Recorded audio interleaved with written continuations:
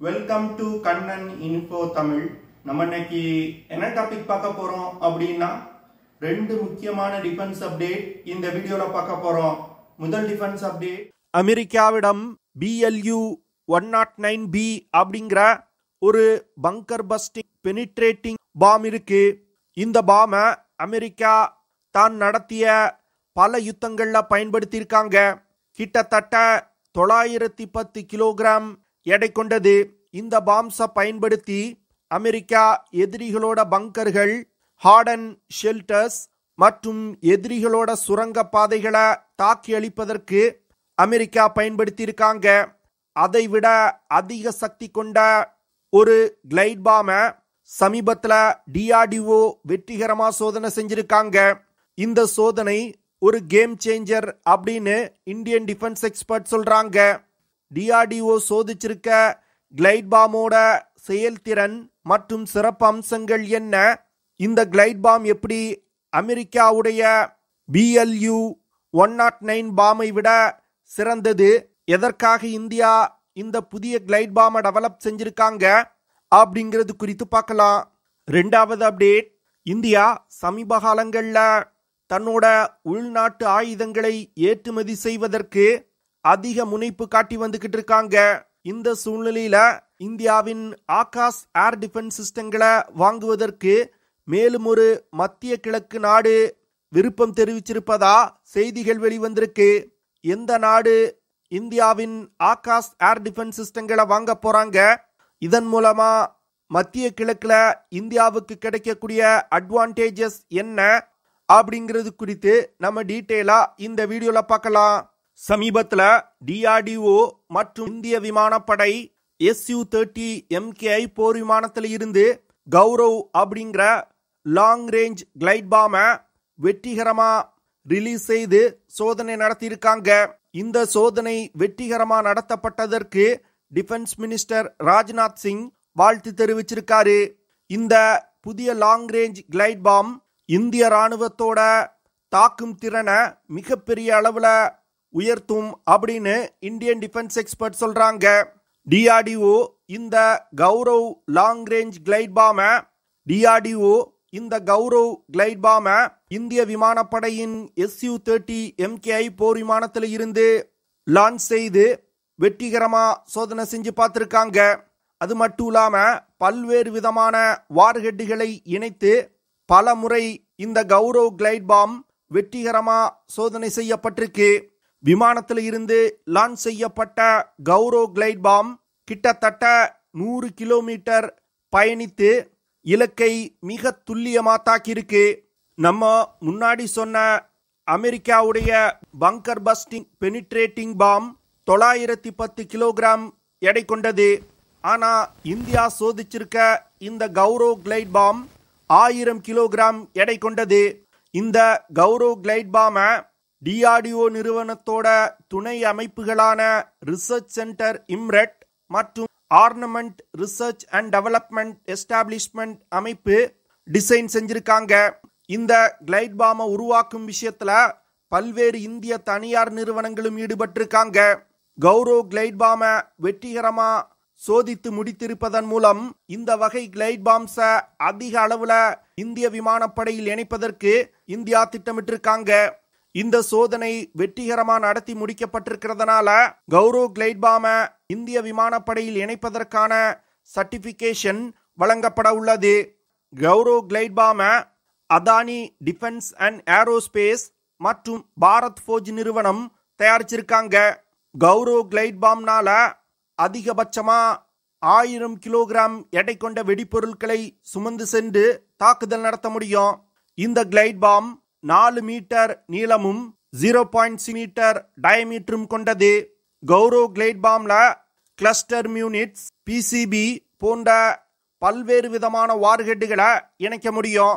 இந்த கௌரவ் கிளைட் பாமை விமானத்தில் இருந்து லான்ச் செஞ்சுட்டா அதிகபட்சமா 100 கிலோமீட்டர் தூரத்தில் உள்ள இலக்குகளை மிக துல்லியமா தாக்க முடியும். இந்த கிளைட் பாமை இலக்கை நோக்கி வழி நடத்துவதற்கு இனிஷியல் நேவிகேஷன் சிஸ்டம் மற்றும் Gagan NavIC satellite guiding system, digital control system போன்ற சிஸ்டங்கள் இணைக்கப்பட்டிருக்கு. டார்கெட்டை தாக்குவதற்கு முன்னாடி இருக்கக்கூடிய டெர்மினல் ஃபேஸ்ல semi active laser homing system activate செய்யப்படுது. இதனால இந்த கிளைட் பாம் இலக்கை மிக துல்லியமா தாக்க முடியுது. தற்போதைய நிலையில Su-30 MKI போர் விமானத்துல மட்டுமே இந்த கௌரவ் கிளைட் பாம் இணைக்கப்பட்டிருக்கு. வரும் காலத்துல ரஃபேல், தேஜஸ் போன்ற விமானங்கள்ல இந்த கௌரவ் கிளைட் பாமை இணைப்பதற்கு திட்டமிடப்பட்டிருக்கு. இந்த கௌரவ் கிளைட் பாம் போன்றே கௌதம் அப்படிங்கிற இன்னொரு பாமையும் இந்தியா தயாரிச்சிருக்காங்க. இந்த கௌதம் பாம் கௌரவ் போன்று பறந்து செல்வதற்கு ரெக்கைகள் கொண்டது கிடையாது. இது ஒரு ஃப்ரீஃபால் பெனிட்ரேட்டிங் பாமா இந்தியா பயன்படுத்த திட்டமிட்டிருக்காங்க. கௌதம் பாம்னால 550 கிலோகிராம் எடை கொண்ட வெடிப்பொருட்களை சுமந்து சென்று மிக துல்லியமான தாக்குதல்களை நடத்த முடியும். கௌதம் பாம்ல ரெக்கைகள் இல்லாததனால இந்த பாம்னால அதிகபட்சமா 30 கிலோமீட்டர் தூரத்தில் உள்ள இலக்குகளை மட்டுமே தாக்க முடியும். கௌரவ் கிளைட் பாமை பயன்படுத்தி பல்வேறு விதமான டார்கெட்டுகளை தாக்க முடியும். குறிப்பா சொல்லணும்னா ரீஇன்ஃபோர்ஸ்ட் பில்டிங்ஸ், விமான ஓடுதளங்கள், எதிரிகளோட பதுங்கு குழிகள், பிளாஸ்ட் ஹார்டன் ஸ்ட்ரக்சர்ஸ் போன்ற பாதுகாக்கப்பட்ட இடங்கள் மீது கூட இந்த பாம்ஸை பயன்படுத்தி தாக்குதல் நடத்த முடியும். 1000 கிலோகிராம் எடை கொண்ட வெடிப்பொருள் வெடிச்சதுன்னா எதிரிகளுக்கு பலத்த சேதம் ஏற்படும். இந்த கிளைட் பாமை தயாரிக்க ஆகும் செலவு மிசைல்களை விட ரொம்ப குறைவாதான் இருக்குது. இதனால அதிக விலை கொண்ட மிசைல்களை பயன்படுத்துவதை விட இது போன்ற கிளைட் பாம்ஸை பயன்படுத்தி தாக்குதல் நடத்தும் பொழுது விலை குறைவான ஆயுதங்களை கொண்டு எதிரிகளுக்கு பலத்த சேதத்தை ஏற்படுத்த முடியும். அடுத்த அப்டேட், சமீப காலங்கள்ல இந்தியா தன்னோட உள்நாட்டு ஆயுதங்களான Akash air defence system, Pinaka multi barrel rocket லான்ச்சர்கள், BrahMos supersonic cruise missiles, AT-AGS artillery gun system போன்ற பல்வேறு உள்நாட்டு ஆயுதங்களை ஏற்றுமதி செய்வதற்கு முயற்சி செய்றாங்க. அதுவும் குறிப்பா மத்திய கிழக்கு மற்றும் ஆசியா நாடுகளுக்கு ஆயுதங்களை ஏற்றுமதி செய்வதற்கு அதிக முனைப்பு காட்டி வந்துகிட்டு இருக்காங்க. அந்த வகையில யுனைடெட் அரப் எமிரேட்ஸோட கிரவுன் பிரின்ஸ் சமீபத்துல இந்தியாவுக்கு ஒரு சுற்றுப்பயணம் வந்திருந்தாரு. அந்த சுற்றுப்பயணத்தின் போது இந்தியா தன்னோட ஆகாஷ் சிஸ்டத்தை UAE-க்கு விற்பனை செய்வதற்கு ஒப்புதல் கொடுத்திருக்காங்க. UAE-யோட கிரவுன் பிரின்ஸ் அந்த நாட்டோட டெபுட்டி பிரைம் மினிஸ்டராகவும் இருக்காரு. அவரோட இந்த சுற்றுப்பயணத்தின் போது இந்தியா ஆகாஷ் சிஸ்டங்களை UAE-க்கு ஆஃபர் செஞ்சிருப்பது மிகவும் ஒரு முக்கியமான விஷயமா பார்க்கப்படுது. ஏன்னா UAE சமீப காலங்கள்ல இந்தியாவின் ஆகாஷ் ஏர் டிஃபென்ஸ் சிஸ்டங்களை வாங்குவதற்கு விருப்பம் தெரிவிச்சிருந்தாங்க. UAE பெரும்பாலும் அமெரிக்க ஏர் டிஃபென்ஸ் சிஸ்டங்களை அதிக அளவுல பயன்படுத்தி வந்துகிட்டு இருக்காங்க. குறிப்பா சொல்லணும்னா பேட்ரியட், டாட் போன்ற ஏர் டிஃபென்ஸ் சிஸ்டங்களை பயன்படுத்தி வந்துகிட்டு இருக்காங்க. இந்த ஏர் டிஃபென்ஸ் சிஸ்டத்தோட விலை ரொம்பவும் அதிகம். நீங்க ஒரு அமெரிக்க ஆயுதத்தை வாங்கும் பொழுது அதற்கு பின்னாடியே அமெரிக்கா பல ஜியோபொலிட்டிக்கல் ஸ்ட்ராட்டஜியை மனதில் வைத்துதான் உங்களுக்கு ஆயுதமே விற்பனை செய்வாங்க.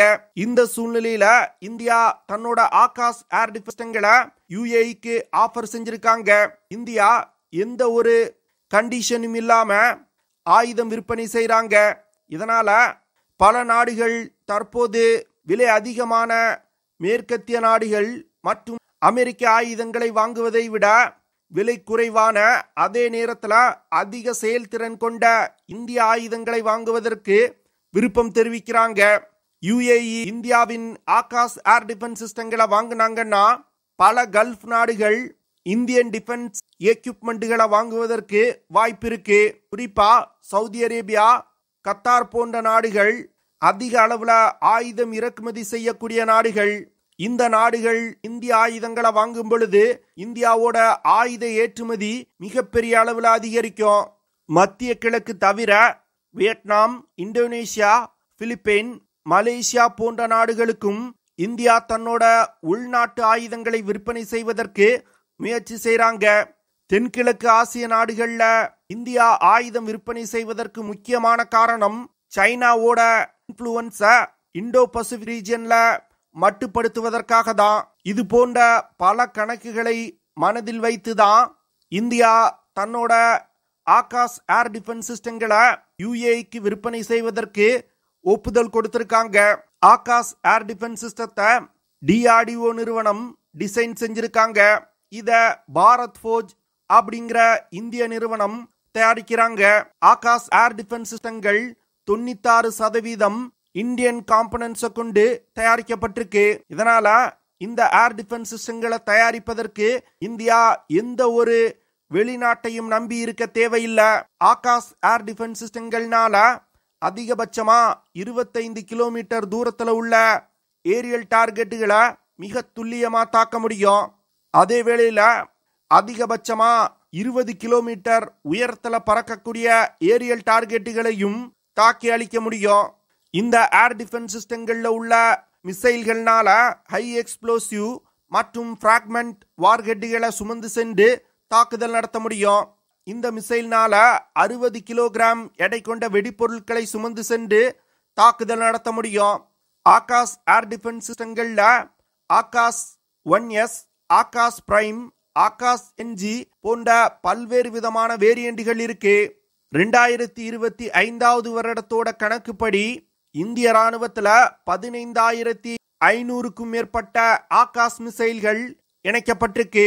இந்த மிசைலை பயன்படுத்தி பல்வேறு விதமான ஏரியல் டார்கெட்டுகளை தாக்கி அளிக்க முடியும்.